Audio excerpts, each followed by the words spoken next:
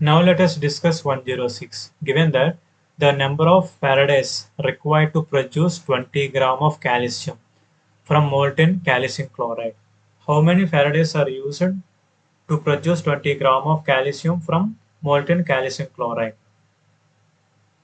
We know that molten calcium chloride dissociate to form calcium 2 positive plus 2 electron. Here they ask only calcium, but calcium in the ions form. By adding of 2 electrons, it will convert it into calcium. Here, that means 2 Faradays is used to produce 40 gram mole inverse of calcium. Here they ask that only 20 grams.